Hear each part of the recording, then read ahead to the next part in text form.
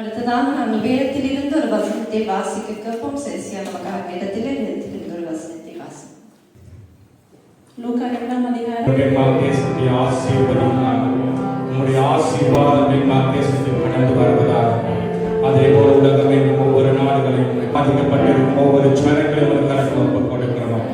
நீங்க வழி நடத்துங்க, நீங்க பேசுங்க.